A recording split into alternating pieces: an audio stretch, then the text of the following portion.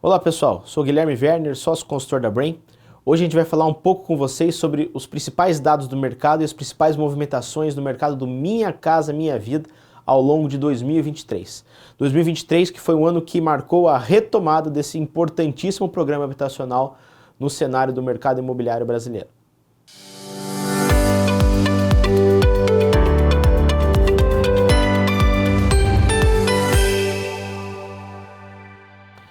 Primeiro ponto que é primordial nós contextualizarmos diz respeito a funding para o programa, que naturalmente vocês que acompanham e operam dentro do programa sabem que é um funding proveniente do FGTS. Qual é o contexto do funding do nosso mercado Minha Casa Minha Vida? Ora, 2023 foi um mercado que cresceu 56% o volume de valores financiados dentro do FGTS. A gente atingiu a marca, ultrapassamos a marca dos 100 bilhões de reais. Então, em um ano onde o programa pouco operou até julho, que foi justamente quando entrou em vigor as novas premissas do Minha Casa Minha Vida, nós tivemos um crescimento tão acentuado assim. Ainda sim se vislumbra para 24, já com o Conselho Curador do FGTS aprovando, constando em orçamento da União, 106 bilhões provisionados. Será o melhor ano já precificado, né, abre aspas, portanto, o melhor ano no que tange a crédito destinado ao fomento do Minha Casa Minha Vida. Isso deve naturalmente movimentar o mercado em patamares muito mais vantajosos, avançados do que a gente viu em 2023 e em anos anteriores. Como disse há pouco, o mercado em 2023 viveu um compasso de espera ao longo do primeiro semestre, no que tange a novas unidades colocadas e disponibilizadas à venda no mercado Minha Casa Minha Vida. Isso porque criou-se uma aura genuína, verdadeira, que ocorreu, de que o programa seria reformulado e seria mais benéfico, tanto para o consumidor quanto para o empreendedor que opera dentro do programa. Isso de fato ocorreu. A partir de julho tivemos mudanças interessantes em curvas de subsídios, na unificação do teto de um faixa 3 até 350 mil reais e outras tantas mudanças que entraram em vigor a partir de julho. A despeito disso, houve, portanto, uma queda grande em termos de lançamentos do Minha Casa Minha Vida ao longo de 23. Em termos de unidades lançadas, que historicamente sempre foi muito proporcional, no relatório que a gente condensa para a CEBIC, dos indicadores nacionais, sempre foi muito proporcional Minha Casa Minha Vida em médio alto padrão, 50%, ou um pouco para mais, um pouco para menos. Só para vocês terem ideia, ao final do segundo trimestre, apenas 31% do que foi lançado no Brasil era Minha Casa Minha Vida. O que é uma grande aberração, por assim dizer, uma vez que grande parcela da demanda imobiliária brasileira só consegue acessar o mercado, via de regra, pelo programa, através das curvas de subsídios e através de recurso via FGTS. A partir do segundo semestre, a gente notou uma retomada mais substancial no volume das unidades lançadas. Fechamos o ano com uma queda, muito por conta do segundo semestre ter ajudado bastante, mas fechamos o ano com uma queda apenas de 3,1% no volume de unidades lançadas no Minha Casa Minha Vida em todo o Brasil. E o fato positivo é que a gente já nota uma retomada considerável nas unidades lançadas no Minha Casa Minha Vida já nos últimos trimestres. Lançamos mais de 40 mil unidades dentro do Minha Casa Minha Vida no quarto trimestre, novamente proporcionalizando em patamares positivos o perfil do Minha Casa Minha Vida em detrimento aos demais mercados. Chegamos ao final do ano com 48% das unidades que foram lançadas no quarto trimestre sendo unidades do Minha Casa Minha Vida.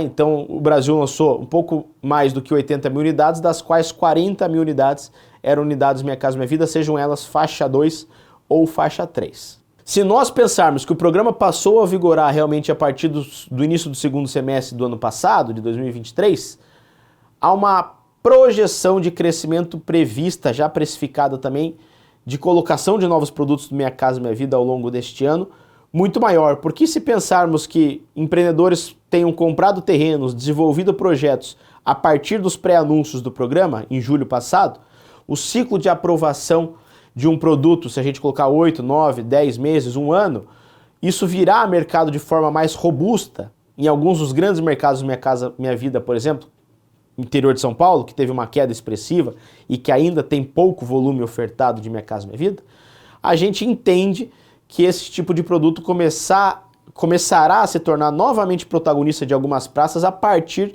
desse final de primeiro trimestre, segundo trimestre de 2024. Então, a gente nota uma retomada de lançamentos ao final do ano de 23, mas seguramente um lançamento ainda muito comedido e longe de um período de plena carga que a gente vai viver de lançamentos de Minha Casa Minha Vida, por conta de uma abundância maior em crédito, atrelado ao fomento do programa e o apetite do empresário, neste 2024.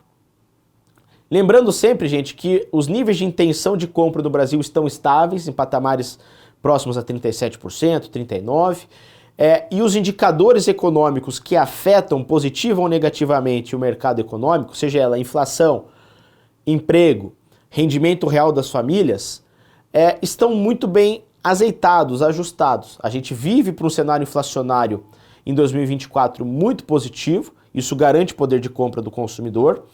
A gente está no movimento de retomada do rendimento médio real das famílias, o melhor patamar, à exceção ali do pico de 2020 por conta do auxílio emergencial, mas o melhor patamar de rendimento médio das famílias dos últimos 10 anos, em patamares de R$3.000 por família, e nós nos encaminhamos para o pleno emprego. Nós estamos hoje com a menor taxa de desemprego dos últimos 10 anos, 7,6%. Ora, são fatores econômicos que poderiam ser fatores impeditivos, se assim tivessem descontrolados, para uma compra de um imóvel de transição demográfica, de uma saída do aluguel, para um casamento, para uma saída da casa dos pais, ou seja, fatores de compra que, abre aspas, a vida não espera. Então, se esses fatores econômicos estão muito bem ajustados, como estão, a chance de desistência por parte do cliente é muito menor.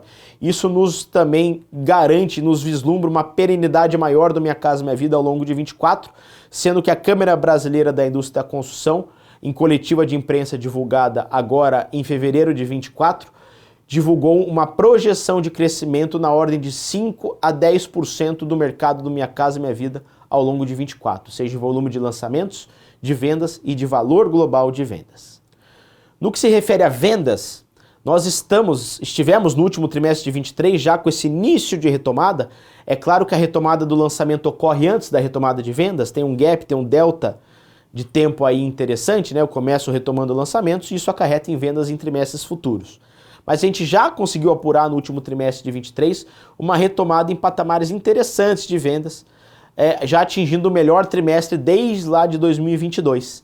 Então tivemos agora ao final de 23 mais de 31 mil unidades vendidas nessas praças do Brasil, o melhor cenário desde 22. O fato de a gente ter subido o teto para um teto único do faixa 3, ainda que sem curva de subsídios, mas conseguindo acessar via FGTS uma taxa subsidiada, ancorada em taxas menores do que taxas do SBPE, o fato do 350 mil vai ajudar, sem sombra de dúvida, os grandes centros urbanos brasileiros, que haja visto a escassez de terreno atrelada a custos mais altos de aquisição do terreno, fez com que fosse inviabilizado os produtos Minha Casa Minha Vida faixa 2, que o maior ticket até então era 264 em cidades como São Paulo, por exemplo. A ida ao teto de 350 mil, na nossa leitura, é um fator de fomento à produção do Minha Casa Minha Vida, sobretudo nas capitais brasileiras e nas bordas dessas cidades que estavam inexistindo esse tipo de produto. Portanto, é muito importante que o setor lute nas esferas municipais para que as prefeituras também acompanhem este fomento ao desenvolvimento de habitações de interesse social. No canal da Brain já tem N vídeos e materiais gravados sobre, por exemplo, restrições urbanísticas em algumas praças, tal como Curitiba, tal como o interior de São Paulo, Jundiaí, por exemplo, onde as restrições de zoneamento são impeditivas para o desenvolvimento de habitação de interesse social.